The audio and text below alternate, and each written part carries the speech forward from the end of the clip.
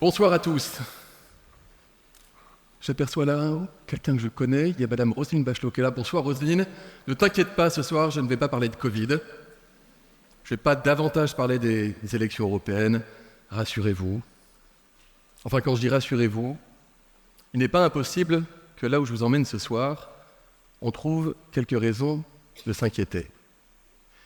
J'imagine que dans cette salle, personne n'est capable de parler et comprendre 50 langues sans aucun effort.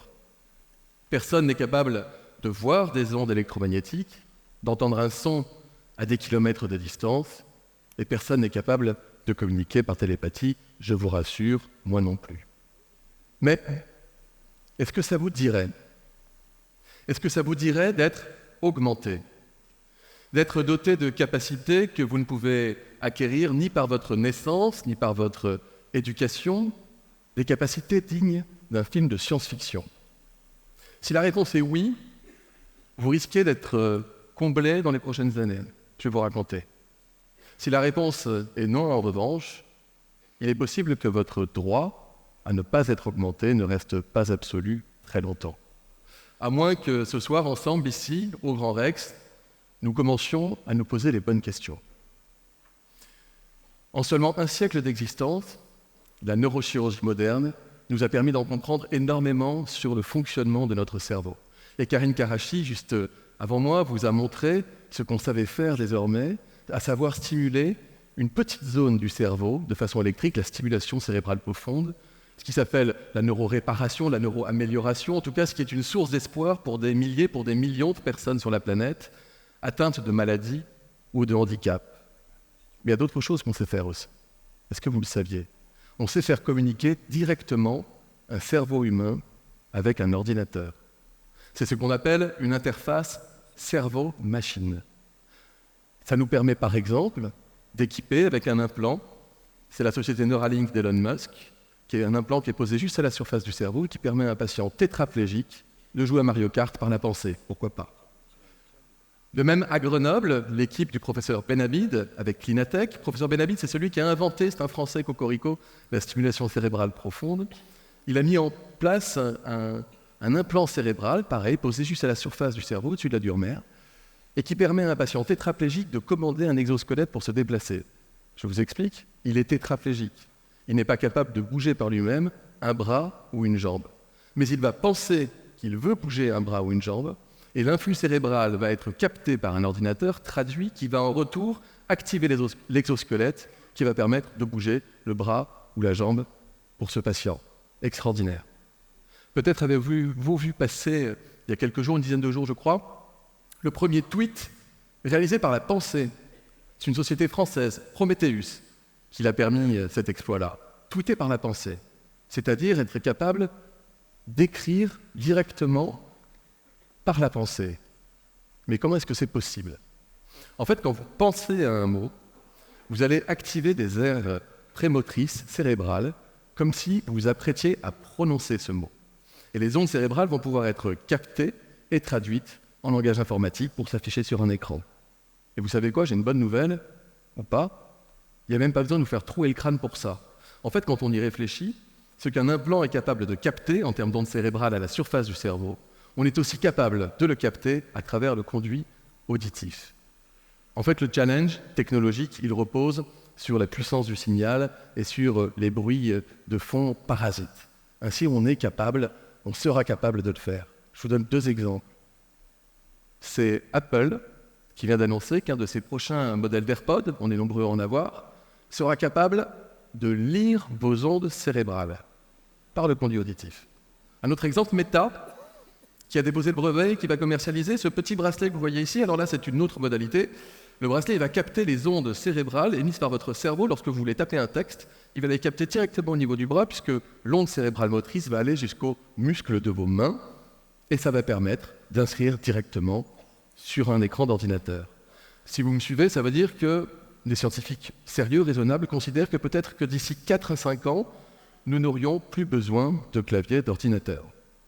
Alors c'est une prouesse technologique, mais vous allez me dire, il nous a parlé de neuroaugmentation, de science-fiction, de ne pas avoir de clavier d'ordinateur, on ne voit pas ça dans les films, c'est pas ça qu'on cherche. Et puis finalement, tout progrès technologique majeur, depuis des décennies, ne vise qu'à une chose, c'est rapprocher l'homme de la fonction en rapprochant l'outil de l'homme. Par exemple, on est passé de l'écran de cinéma à l'écran de télévision, à l'écran d'ordinateur, l'écran de la tablette, l'écran de votre smartphone, l'écran de la montre, l'écran des lunettes, et demain, la rétine. Mais en fait, ce qu'il faut comprendre, c'est que ce secteur des neurotechnologies, c'est un secteur en plein essor. Je vous donne un raisonnement. Imaginons que vous et moi, on soit équipés demain d'AirPods capables de lire nos ondes cérébrales et donc de définir ce que nous voulons dire avant que nous l'ayons dit. Qu'est-ce qui nous empêche, à terme, de communiquer sans nous parler? Je suis en train de vous parler de télépathie. Je ne dis pas que c'est avéré, mais je dis qu'il y a des scientifiques sérieux qui considèrent que 8 à 10 ans, c'est quelque chose qu'on serait capable de faire. Et là, c'est déjà une autre histoire.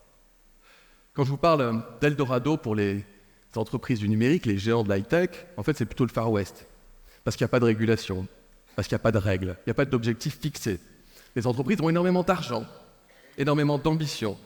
Et c'est la course à la rapidité pour savoir qui sera la première à développer l'implant ultime qui permettra vraiment d'augmenter l'homme. Parmi ces manias du numérique, je vais quand même vous parler de ceux qu'on appelle les transhumanistes. Alors eux, ils ont un objectif en particulier, ils veulent nous rendre immortels par la technologie. À savoir, ils veulent fusionner l'intelligence humaine avec l'intelligence artificielle. Pourquoi? Parce qu'ils veulent nous transférer demain dans des machines pour nous rendre éternels. Ne riez pas, vous connaissez tous OpenAI, l'entreprise qui a développé ChatGPT. Son fondateur, Sam Altman, a estimé il y a peu de temps qu'il était convaincu que son cerveau pourrait être téléchargé dans le cloud. Mais pourquoi faire? En fait, ils vous disent, eux, ils ont un rêve, c'est un monde colonisé par des robots dotés d'intelligence artificielle, capables de tout réaliser comme vous, voire mieux que vous. Et donc, ils vous expliquent que dans cet univers, eh bien, nous devons penser dès aujourd'hui la convergence entre humains et robots. Leur raisonnement, c'est si les robots s'humanisent, il faudrait que les humains se robotisent. Leur univers, c'est un petit peu Frankenstein contre Goliath. C'est de la science-fiction, évidemment. Mais ils ont quand même quelques arguments à faire valoir. D'abord, la vitesse avec laquelle l'intelligence artificielle progresse et irrigue tous les pores de notre société. Regardez ChatGPT en quelques mois, l'impact que ça a sur l'emploi, sur la culture, sur les démocraties. ChatGPT est désormais capable de détecter les émotions que vous exprimez, de communiquer avec vous en fonction de ces émotions. Et d'ici quelques années, on parle d'intelligence artificielle générale, beaucoup plus puissante encore, et que certains estiment peut-être dotée d'une forme de conscience. D'un autre côté, la robotique, elle aussi, progresse à toute vitesse. Elon Musk, qui a quand même la capacité à commercialiser et à généraliser des innovations high-tech, promet d'ores et déjà des robots ouvriers intelligents pour $1 de l'heure. Un exemple, la Nouvelle-Zélande vient de décider que désormais ce sont des robots qui vont effectuer la collecte des kiwis et non plus des saisonniers. Ça va très vite. Et donc si on suit ce raisonnement, imaginez des milliers, des millions de robots demain intelligents, capables de penser comme vous, peut-être mieux, de parler comme vous, peut-être mieux. Nous n'aurions plus d'autre choix que d'accepter de nous augmenter à notre tour pour être compétitifs avec eux. Et ceux qui parmi nous refuseraient d'être augmentés se verraient déclassés dans la société et n'auraient donc pas d'autre choix que de suivre. Et là, il y a Roselyne qui se dit « Moi, je pensais qu'il allait nous parler du Botox. »